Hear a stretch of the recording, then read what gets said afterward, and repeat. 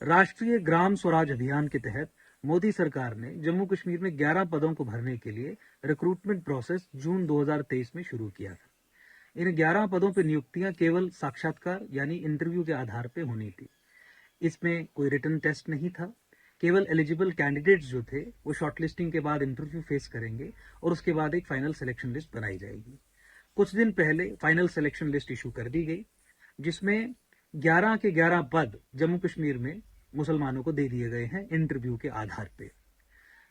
9 पद कश्मीरी मुसलमानों को दिए गए हैं और जम्मू संभाग के अंदर उधमपुर और पुंछ से भी 2 मुसलमानों को सिलेक्ट किया गया है।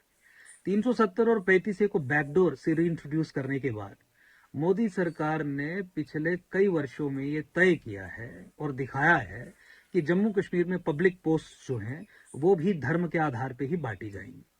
जहां रिटन टेस्ट नहीं है, इंटरव्यू के आधार पे चयन करना और 100% एक समुदाय विशेष को उसका बेनिफिट देना, मुझे लगता है कि मुझे अधिक इस संबंध में एक्सप्लेन करने की जरूरत नहीं है कि क्या कंसिडरेशंस रही होंगी और इंटरव्यू में किस आधार पे मार्क्स अलॉट किए गए होंगे। हमारे पास आज कई बड़ी संख्या में ऐसे कैंडिडेट्स आए जो अपने एलिजिबिलिटी क्राइटेरिया के आधार पे, अपने एक्सपीरियंस के आधार पे फार बेटर प्लेस्ड हैं देन दोज कैंडिडेट्स जो एक्चुअली सेलेक्ट हुए।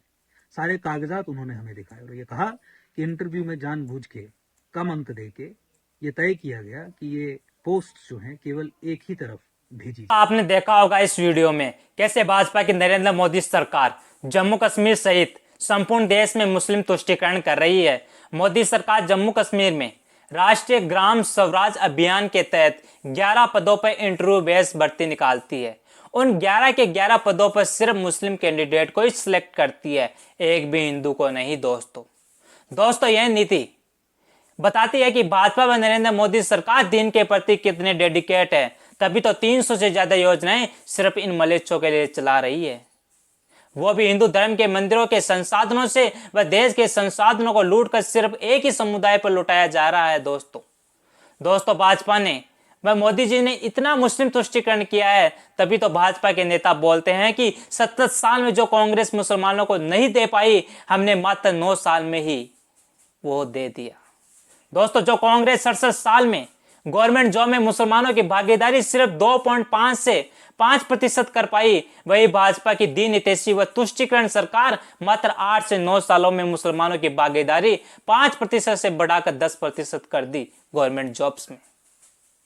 दोस्तों ऐसे ही जो कांग्रेस 67 साल में यूपीएससी में सिविल सर्विसेज में मुसलमानों की भागीदारी सिर्फ 2.5% कर पाई, वही भाजपा की तुष्टीकरण नीति के चलते मात्र 8 से 9 सालों में 2.5 से बढ़ाकर 5% कर दिया मुसलमानों की भागीदारी सिविल सर्विसेज में भाजपा की नरेंद्र मोदी सरकार में।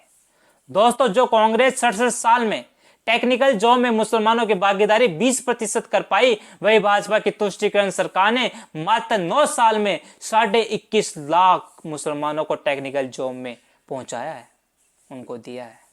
दोस्तों अगर यही भाजपा की सरकार 2023-2047 तक रही तो क्या होगा, जरा सोचिए और विचारिए। दोस्तों 2047 का जो एजेंडा पीएफआई का व पाकिस्तान का है, वही एजेंडा भारतीय जनता पार्टी का है, गजवाए हिंद, उसको पूरा करने पर लगी हुई है ये सरकारें। ये भाजपा सरकार हिंदुओं को कमजोर व मलेच्छों को मजबूत कर रही है। दोस्तों वह भारत के इस्लामीकरण में मदद कर रही है, उसमें भाजपा की सरकार सबसे आगे है। दोस्तों भाजपा की नरेंद्र मोदी सरकार की मुस्लिम तुष्टीकरण इतना बढ़ चुका है कि तुष्टीकरण के कारण इन 9 सालों में गौमाता के संरक्षण के लिए एक राष्ट्रव्यापी कानून बनना चाहिए था, वो नहीं बना। नई गौमाता को राष्ट्रीय धरोहर घोषित कर पाए ये भाजपाई, उल्टा तुष्टीकरण के चलते गौमांस निर्यात में भारत नंबर 1 की पायदान पर ला खड़ा किया है भाजपा की सरकार ने। जो प्रधानमंत्री हमारी गौरक्षकों को गुंडा कहता हो, उससे क्या उम्मीद कर सकता है देश का हिंदू समाज जो गौ बख्शकों से प्यार दिखाता हो। दोस्तों इसी तुष्टीकरण के चलते प्लेसेस ऑफ वर्शिप एक्ट व वक्फ बोर्ड पर भी कुछ नहीं बोलती है भाजपा की सरकार, बल्कि भाजपा की सरकार इन एक्ट को और ज्यादा मजबूत कर रही है तभी तो संघ व भाजपा के नेता बोलते हैं कि हर मस्जिद में शिवलिंग क्यों ढूंढना।